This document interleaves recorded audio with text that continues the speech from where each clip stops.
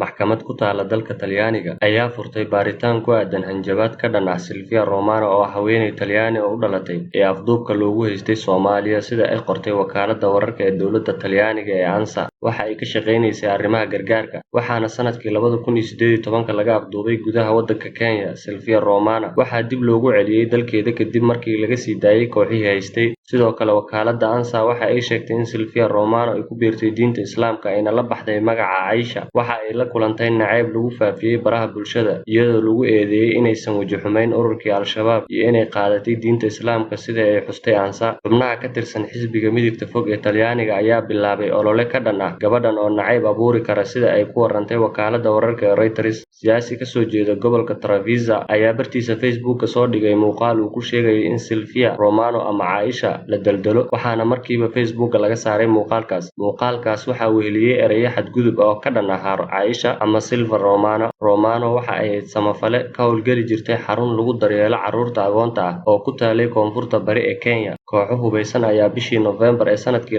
2018 ka afduubtay halkaas, waxaana loo kaxaystay dhinaca Soomaaliya. Waxaana rumaysan yahay in afduubayaashu ay ahaayeen kooxo ka tirsan ururka Al-Shabaab. Silvia Romano oo 25 jir ah waxa ay Talaadadii iska xirtay barta ay ku leedahay Facebook kadib markii ay kala kulantay qoraallo lagu aflagaadeeyo nacaybna abuuri karo, sida laga soo xigtay wakaaladda wararka ee dowladda Talyaaniga ee ANSA. Ciidamada sirdoonka ayaa sheegay in soo deynta gabadhaasi ay gacan ka geysteen Soomaaliya iyo Turkiga. Hooyada dhashay waxay wariyaasha ku sugan magaalada Milano u sheegtay, "Maxaad ka filanaysaan gabadhayda? Mid ka mid ah qoysaskiina u dira halkaas muddo 2 sano ah, isla markaa waxaad ka dhuursugtaan inuu soo laabto isagoo aan ku biirin diinta Islaamka. Adeegsada maskaxdiina. Waxaan doonayaa inaan ku noolaano nabad. Waxaan u baahannahay nabad." Sidaas ayay tabisay ANSA. Aad ayaan ugu faraxsanahay inaan soo dhaweeyo Silvia iyadoo xilligan adag uu dalku ku jiro. Waddanka weligii waa uu jirayaa, ayuu sheegay ra'iisul wasaaraha Talyaaniga Giuseppe Conte. Dopo, quando si fa questa esperienza, si ritorna qui, la potremo ascoltare e verificare tutte le conseguenze del caso. Grazie.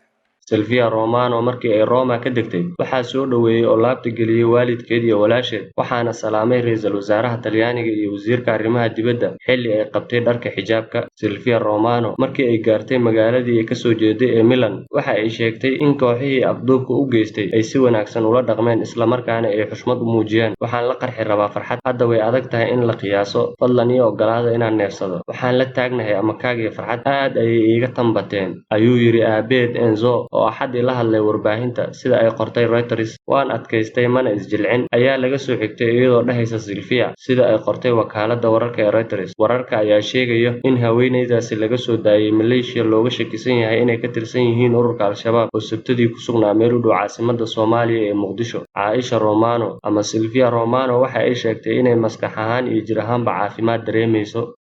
L'elenco dei ringraziamenti del Premier Giuseppe Conte è lungo. L'Intelligence, l'unità di crisi della Farnesina, i carabinieri del Rossa di Roma che sin dalle prime battute del sequestro di Silvia Romano erano stati inviati in missione in Kenya. Si kastaba, wadamada reer galbeedka khaasatan Yurub ayaa lagu yaqaanaa in ay aad uga soo horjeestaan ama ay cunsuriyeen dadka muslimiinta ah iyaga oo ku tilmaama argagixiso. Gabadhani qaadatay diinta Islaamka, rabitaankeedana ku qaadatay waxa ay kala kulmaysaa baraha bulshada iyo guud ahaan dalka ay ka soo jeeday ee Talyaaniga iyadoo aanan maalmo joogin oo aan nasanin in lagu faquuqo diinteeda Islaamka. Siyaasi ka mid ah midigta xisbiga fog ayaa waxa uu ku baaqay in la daldalo Silvia Romano inkasta oo madaxweyne ku-xigeenka aqalka hoose uu warkaasi ka joojiyay.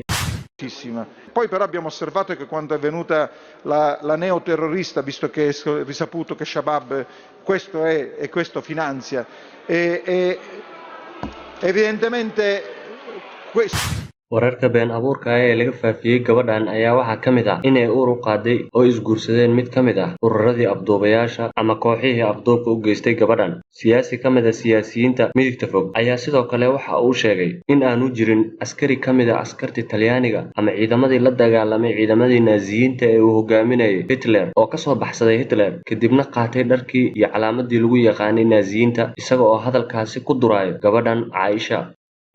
Lagu magacaabo Simon Ingelostani oo la taliya xisbi Talyaani ah ayaa yiri, "Weligeen ma maqasheen Yuhuudi ka badbaaday xabsiyadii Naaziyiinta kadibna qaatay naasinimada asagoo xiran dharkooda.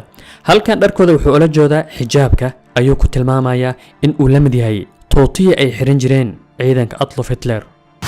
Talyaanigu waa waddan ay aad ugu xoogaysan tahay diinta Kiristaanka waxayna u tahay buddhig. Si kastaba, Caaisha waxaan u rajaynaynaa in ay ku sugnaato diinteeda Islaamka oo aysan ka qalqal gelinin